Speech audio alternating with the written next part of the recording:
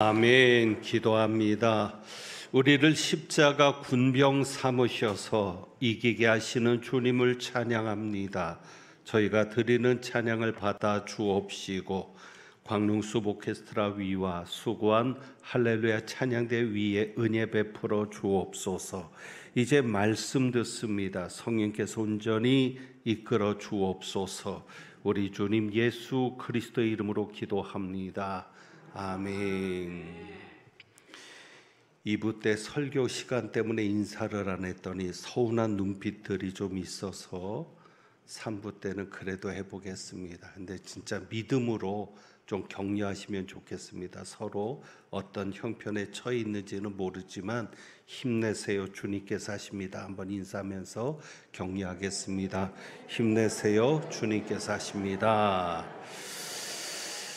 그리고 이런 인사죠. 나를 비우고 당신을 채웁니다. 우리 한번 옆에 있는 분을 보면서 인사합니다. 나를 비우고 당신을 채웁니다.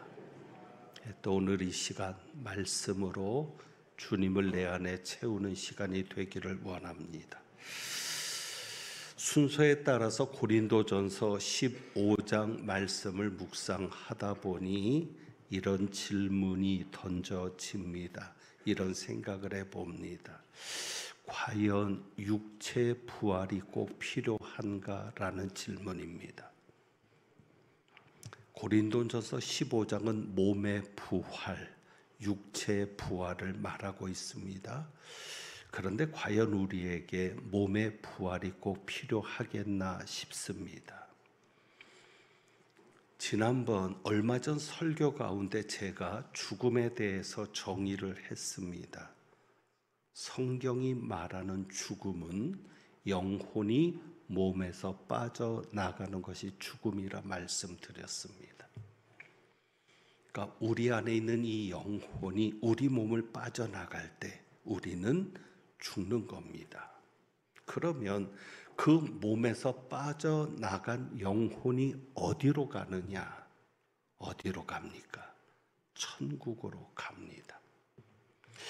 누군가 이야기하는 것처럼 몸에서 빠져나온 영혼이 예수님이 재림하실 때까지 어떤 장소에서 기다리거나 혹은 잠들어 있는 것이 아니라 성경이 말하는 것은 우리 몸에서 영혼이 빠져나오면 그 영혼이 바로 천국에 가는 것을 말하고 있습니다. 여러 구절이 있지만 두 가지를 생각해 보면 예수님께서 거지 나사로의 비유를 말씀하셨죠. 거지 나사로가 죽어 천사의 손에 받들려. 그러니까 우리가 죽으면 우리 영혼이 천사의 손에 받들려 천사가 수종드는 가운데 어디로 갑니까? 천국으로 가는데 예수님이 이렇게 말했어요. 아브라함의 품에 들어갔다라고 말합니다. 아브라함의 품에 안겼다. 아브라함의 품은 하나님의 품이죠. 왜? 유대인들에게 있어서는 하나님은 언급하기 어려운 존재입니다. 그래서 아브라함이 하나님을 비유하는, 어찌 보면 하나님을 표현하는 품이 되는 겁니다. 그러니 우리로 하면 우리의 몸을 빠져나간 영혼은 천사의 손에 받들려서 누구의 품에 들어갑니까? 바로 하나님의 품에 들어갑니다. 천국에 들어갑니다. 사도 바울도 그것을 말하고 있습니다. 고린도후서 5장 8절에 보면 우리가 담대하여 원하는 바는 차라리 몸을 떠나, 우리가 담대하여 원하는 바는 차라리 몸을 떠나는 게 죽음이거든요. 바울은 죽음을 원한다고 합니다. 담대하게 나는 죽음을 원하고 있다. 왜? 몸을 떠나 누구와 함께 있는, 주와 함께 있는 그것이라. 그러니까 죽으면 몸을 떠난 영혼이 누구와 함께 있어요? 주님과 함께 있는 거예요. 바로. 그래서 바울은 내 영혼이 몸을 떠나면 나는 주님과 함께 있을 수 있기 때문에 나는 오히려 담대하여 차라리 원하고 있다. 그러니 여러분, 우리는 죽음을 두려워할 필요가 없습니다. 왜? 우리가 죽는다는 것은 우리 영혼이 빠져나가는 겁니다. 그리고 그 빠져나간 영혼은 누구와 함께 있습니까? 예수님과 함께 있잖아요. 우리가 그렇게 사랑했던 그분, 우리가 그렇게 보고 싶어하는 예수님과 함께 잘 살게 되기 때문에 우리는 죽음을 두려워하지 않습니다. 그러면 우리가 세상을 떠나 천국에서 주님과 함께 그 영혼이 잘 살고 있는데 굳이 육체를 다시 살릴 필요가 있을까요? 굳이 육체를 다시 살려서 우리 영혼과 육체가 결합하는, 그래서 다시 그 몸을 입는 것인데 우리 영혼이 그럴 필요가 있느냐라는 질문입니다. 일부 예배 때 목사님이 예배 인도를 하면서 제 휴가를 이야기하면서 잘 다녀오도록 기도 부탁을 해서 휴가 이야기를 안 하지 않을 수 없는데 어디 가려고 하질 않습니다. 왜 10월에 뜬금없이 휴가냐? 제가 다음 주에 이사를 합니다. 저희 사택이 이사를 가게 됩니다. 그리고 큰 일을 앞두고 있어서 준비할 것도 많습니다. 이사 준비도 해야 되고 그러다 보니까 시간을 그래도 내는 게 좋겠다. 그래서 어디 가는 것이 아니라 그저 준비를 하려고 휴가를 이때 쓰는 겁니다. 그러다 보니까 새벽 예배를 제가 인도하지를 않습니다. 그래서 15장을 일일이 자세하게 새벽에 이야기할 수가 없어서 오늘 15장 전체를 가지고 몸의 부활에 대해서 말씀을 전하려고 합니다. 그러니까 몸의 부활의 관점을 가지고 15장을 정리를 하는 겁니다. 자, 다시 말하면 육체의 부활, 몸의 부활은 뭐예요? 우리의 몸이 다시 살아나는 겁니다. 근데 우리의 몸이 다시 살아나야 합니다. 왜? 그것 때문에 예수님께서 부활하셨거든요. 그러니까 예수님께서 부활하셨다는 것은 우리의 몸을 다시 살린다는 전제가 있는 겁니다. 그래서 성경은 그것을 분명히 하는데 13절이죠. 어떤 사람들이 이렇게 말을 한다고 합니다. 어찌하여 죽은 자 가운데서 부활이 없다 하느냐? 그런데 13절에 말하죠. 만일 죽은 자의 부활이 없으면 그리스도도 다시 살아나지 못하셨으리라. 못했다는 얘기보다는 죽은 자가 다시 살아나는 일이 없다면 굳이 그리스도도 부활할 필요가 있었다 없었다? 없었다.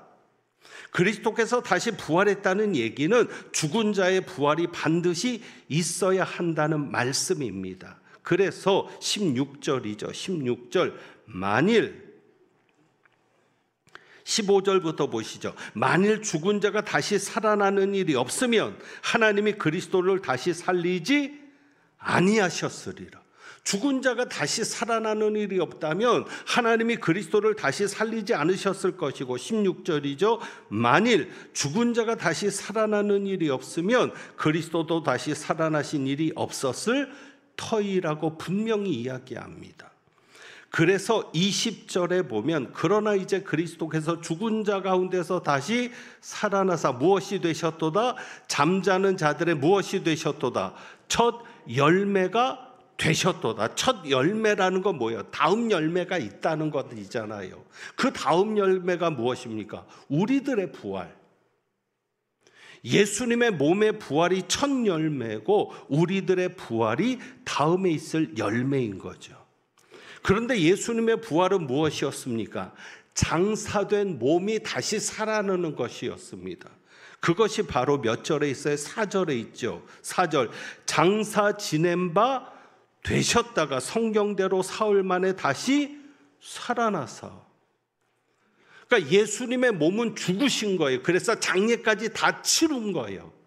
그런데 며칠 만에 3일 만에.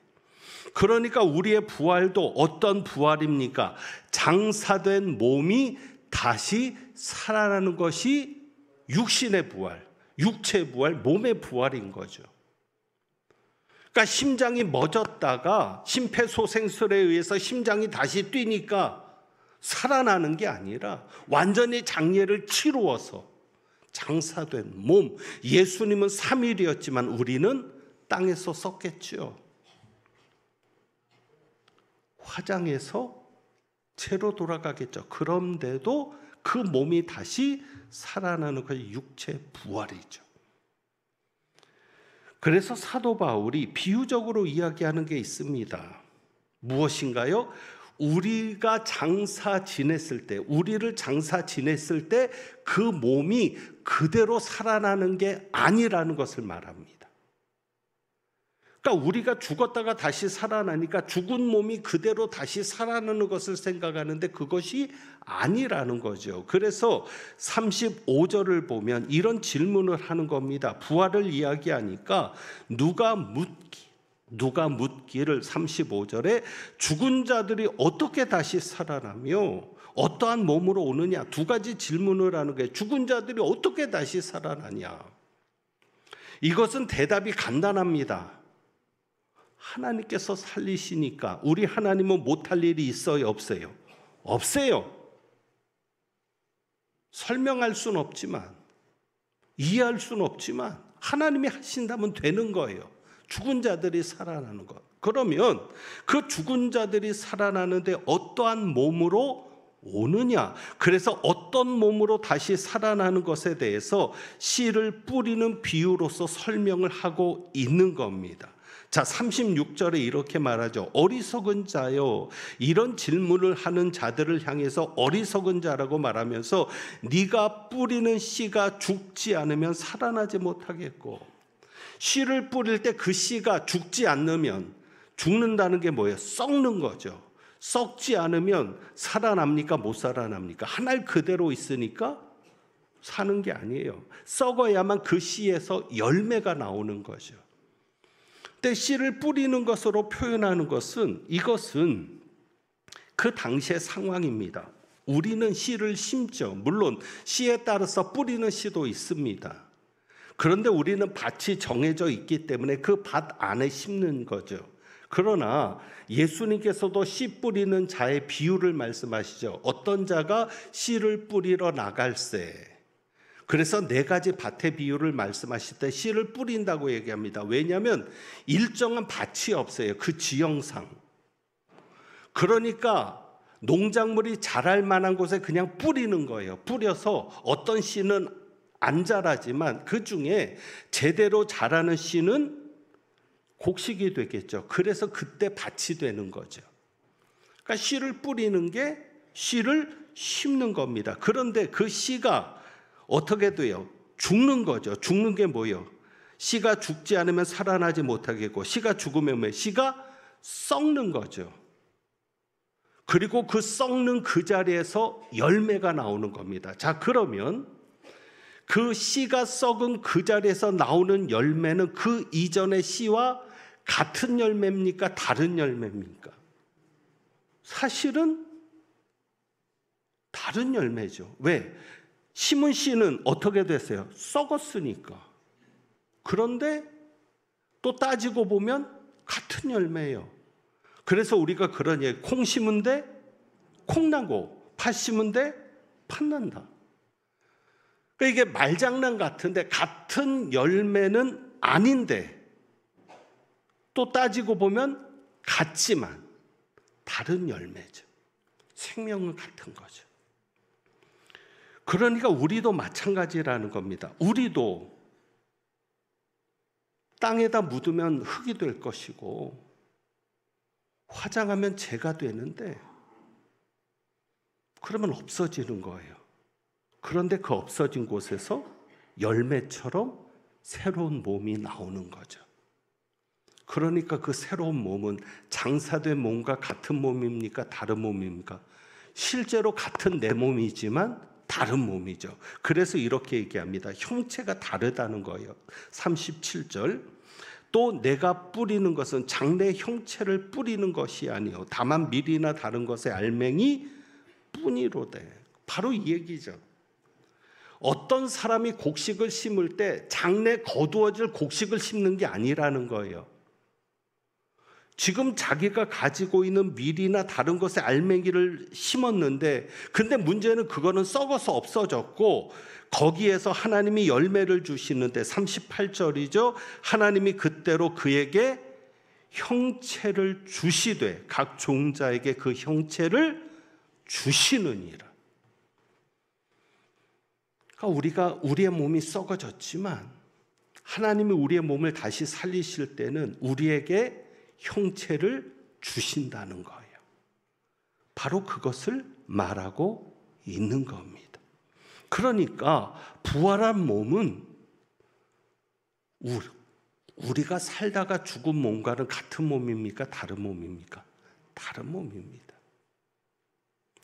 예수님도 부활하신 후에 몸은 달랐어요. 한 가지 사건이 있잖아요. 제자들이 두려워가지고 문을 닫고 창문까지 다 닫았겠죠. 빛도 나가지 않게. 그런데 예수님 그 방 안에 문이 닫혔는데 들어오셨다 그랬어요.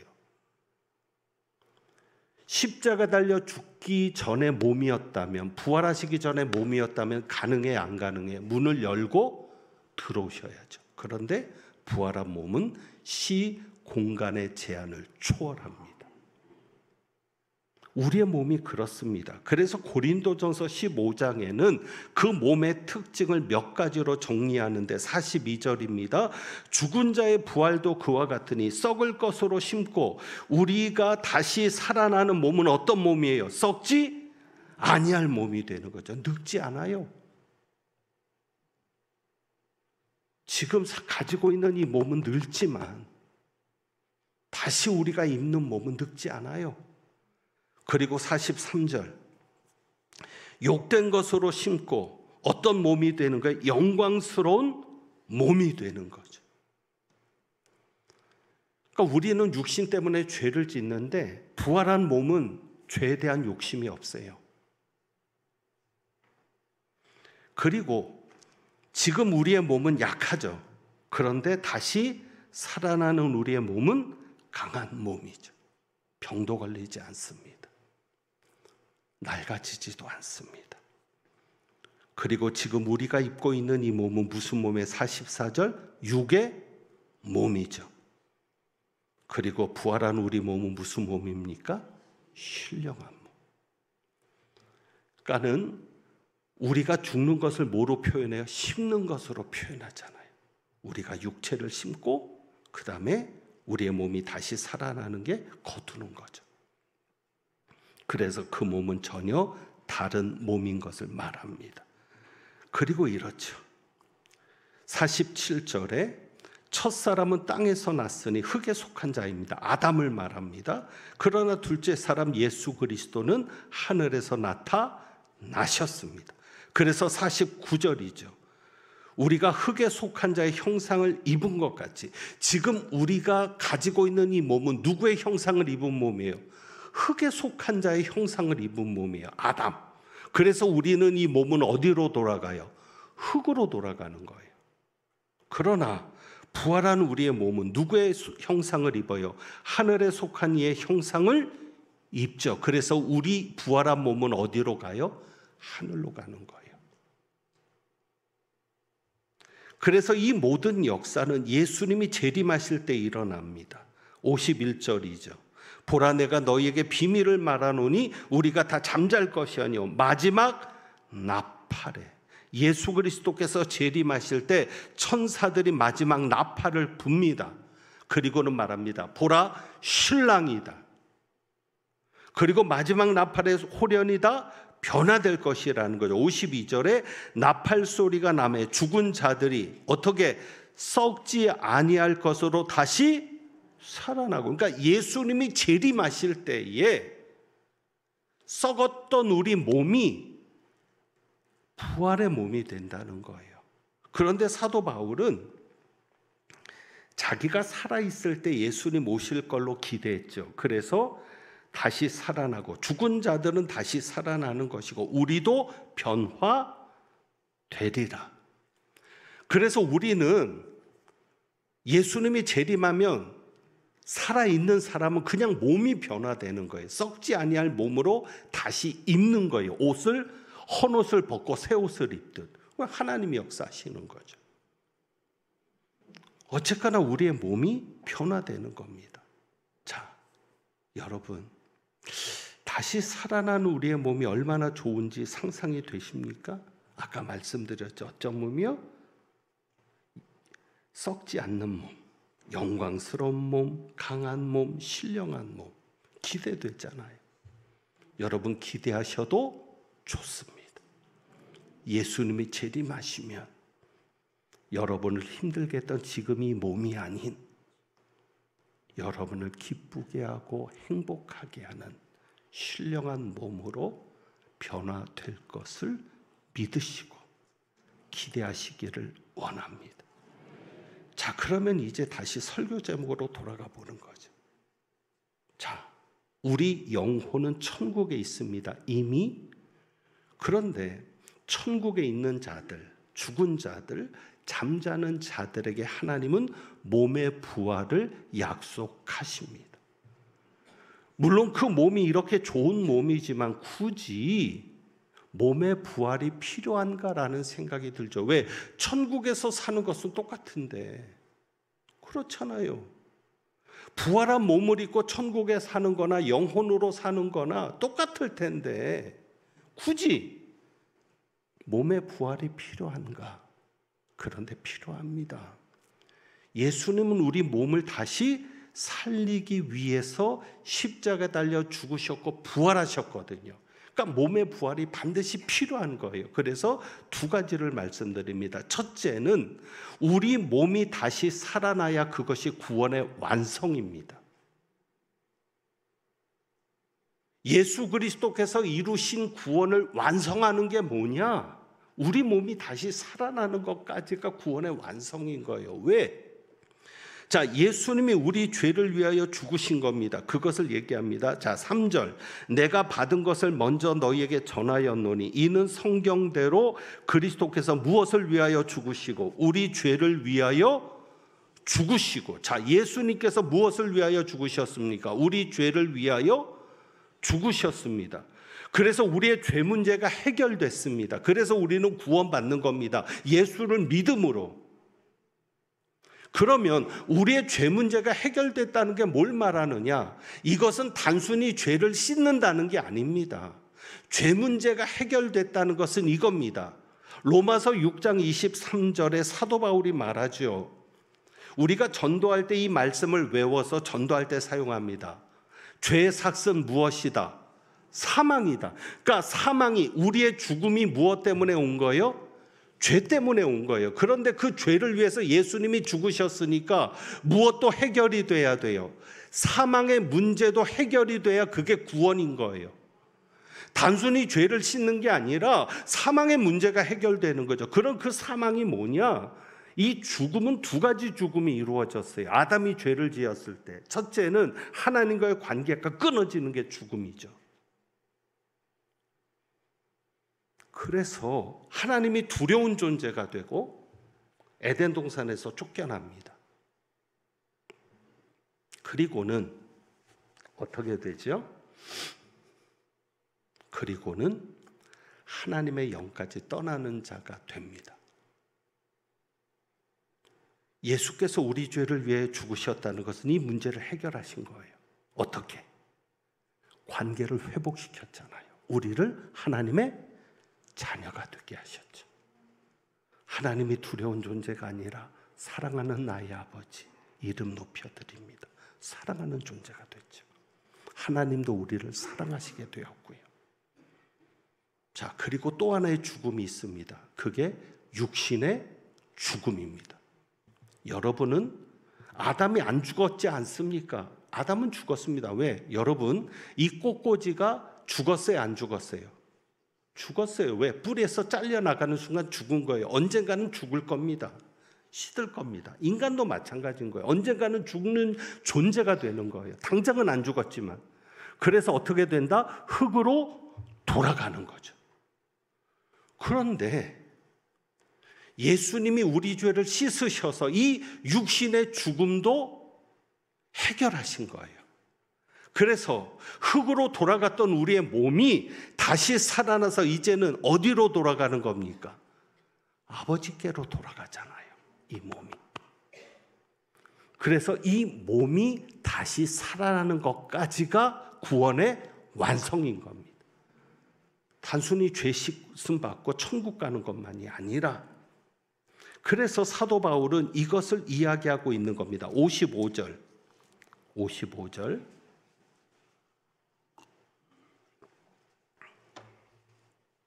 사망아 너의 승리가 어디 있느냐? 사망아 네가 쏘는 것은 어디 있느냐? 그러면서 57절입니다. 우리 주 예수 그리스도로 말미암아 우리에게 무엇을 주시는, 승리를 주시는 하나님께 감사하노니. 여러분, 성경을 한 구절만 가지고 보시면 안 돼요. 우리에게 무엇을 주신다? 승리를 주시는 하나님. 이 승리가 무슨 승리입니까? 아내가 남편을 이기는 승리입니까? 아내가 남편에게 꼼짝 못하게 만드는 남편의 승리입니까? 아니죠. 무슨 승리? 사망에게서 이기는 승리. 바로 우리 몸이 다시 살아나는 것이 사망에게서 이기는 승리가 되는 것이죠. 그래서 여러분, 우리의 몸이 다시 살아나는 게 구원의 완성인 거죠.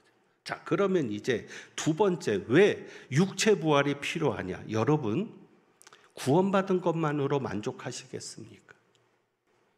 내가 천국 가는 인생 된 것으로만 만족하며 사시겠습니까? 천국 가서도 뭔가 달라야 되지 않겠습니까? 구원받은 이후에는 무엇이요? 상급이 필요하죠.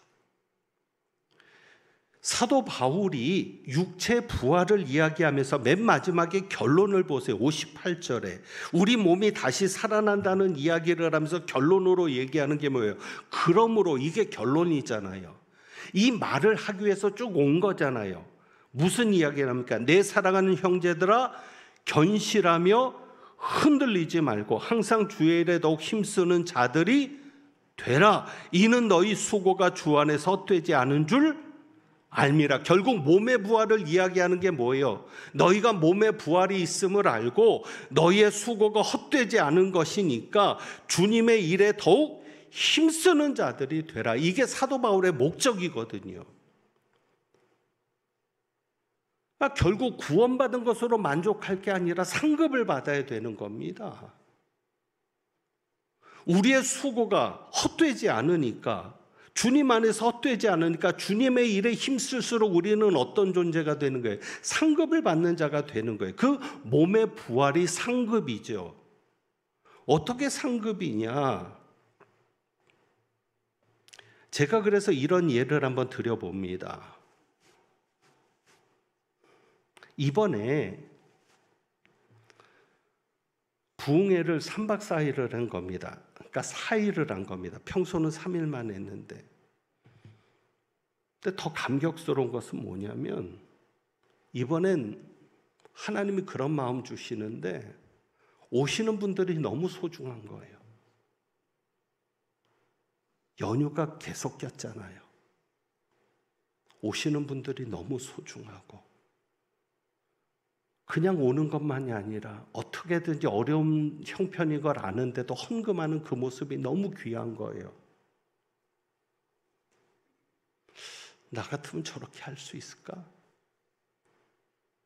이번에 오시는 강사님들마다 과관련 센터를 너무 좋아하셨습니다. 비전이 있다는 거예요. 여러분, 저 과관련 센터가 그냥 지어졌습니까? 여러분이 헌금하셨잖아요. 여러분이 기도하셨잖아요. 헌신하셨잖아요. 제가 금요 심야 기도회 때 그런 이야기를 했습니다. 금요 심야 기도 오시는데 계속 그 기분으로 가는 거죠. 너무 귀한 거예요. 왜? 옛날에는 토요일은 밤이 좋았습니다. 그런데 이제 시대가 바뀌었어요. 주 5일째가 되면서 어느 때는 밤이 좋아? 금요일은 밤이 좋아. 근데 그 금요일은 밤이 좋다는 그 시대에 교회로 오는 거예요. 딴 데 안 가고 기도하겠다고, 나라를 위해 기도하고 교회를 위해 기도하겠다고 오시는 거예요. 너무 귀하죠. 오늘 여러분을 보는데도 감사합니다. 이렇게 자리가 많이 빈다는 건 뭐예요? 오고 싶어 하지 않는 사람이 많다는 거예요. 근데 여러분 오셨잖아요. 쉬고 싶은데, 바쁜데 오시기만 합니까? 헌금도 하잖아요. 어려운데. 그래서 제가 금요일날 그런 이야기를 했어요. 너무 감동돼서 여러분, 그때도 고린도전서 15장 이어서 설교를 해야 되니까 그런 이야기를 했죠. 저는 58절 말씀이 거짓말이라고 생각했습니다. 항상 주의 일에 더욱 힘쓰는 자들이 되라. 이는 너희 수고가 주 안에서 헛되지 않은 줄 알미라. 왜? 여러분이 지금까지 주님의 일에 힘쓴 걸 생각하면, 여러분의 수고를 생각하면 여러분은 다 지금 재벌이 돼야 합니다. 헛되지 않는다고 했으니까. 그런데 재벌은 없잖아요. 우리나라에서 잘 나가는 재벌들 기독교인 많지 않습니다. 불교도도 많고요. 그래서 절에는 시주가 엄청나게 들어갑니다. 왜? 그들은 다음 생에 잘 태어나야 되니까. 그러면 여러분 이 말 믿을 수 있어요? 내가 지금까지 수고했는데 나는 점점 더 어려운데, 점점 더 살기는 힘들어지는데, 이전으로 돌아갈 수도 없을 것 같은데. 그래서 몸에 부활이 있는 거죠. 왜요? 자, 여러분 이 상황을 한번 생각해 보세요. 제가 이번 주에는 이런 이야기들이 좀 많아지다 보니까 설교가 길어져요. 길어져도 제 설교가 2, 3분은 안 넘어가죠? 길어야 35분이니까 까짓 거 토요일 9시에 저희가 청소를 합니다. 우리 부교역자들하고 전도사님 1분, 그리고 남자 집사님 2분. 플로깅이라고 하지요. 조깅을 하거나 산책을 하면서 휴지를 줍는 분들이 있는데 토요일마다 그렇게 합니다. 이 지역을 다니면서. 아쉬운 건 조금이라도 더 참여하는 분이 있으면 좋겠는데, 그러면 서희라든지 더샵 쪽까지도 이렇게 쭉 한번 할 수 있는데, 요즘 저희 교회 주변에는 담배꽁초가 별로 없습니다. 우리가 줍는 걸 보면서 사람들이 덜 버려요. 그런데 어느 분이 이렇게 얘기해요. 넥타이 좀 풀고 하시죠. 더운데 넥타이까지 메고 땀 뻘뻘 흘리면서 하니까 안쓰러웠나 봐요. 여러분 왜 넥타이 메고 양복 입고 휴지 줍는 줄 아세요? 만약에 그렇지 않으면 공공 근로하는 할아버지로 봅니다. 그리고 제가 인상이 더럽잖아요. 더러운 인상을 가지고 봉다리 들고 집게 들고 다니면 재판받은 사람인 줄 알아요. 사회봉사 명령 몇 시간. 그런데 넥타이를 메고 양복을 입고 다니면 사람들이 궁금해하죠. 저 사람들 뭐야? 교회 목사래? 그래? 교회에서 좋은 일도 하네? 전도자. 무슨 얘기인지 알죠? 내가 입는 옷이 신분을 나타내고 지위를 나타냅니다. 경찰은 경찰의 일을 제대로 하려면 경찰 정복을 입고 일해야죠. 무슨 얘기인지 아시겠습니까? 그리스도의 몸의 부활, 그 부활은 우리의 부활을 약속했는데, 우리가 몸이 부활해서 그 몸을 입으면 상급에 따라서 그 몸이 같다 다르다. 그것을 성경이 말합니다. 자, 39절 40절. 육체는 다 같은 육체가 아니다 그랬죠. 하늘에 속한 형체도 있고 땅에 속한 형체도 있다 그랬는데 40절입니다. 하늘에 속한 것의 영광이 따로 있고 땅에 속한 것의 영광이 따로 있으니, 무엇이? 해 영광이 다르고 달의 영광이 다르며 별의 영광도 다른데 별과 별의 영광이 다르도다. 죽은 자의 부활도 그와 같으니.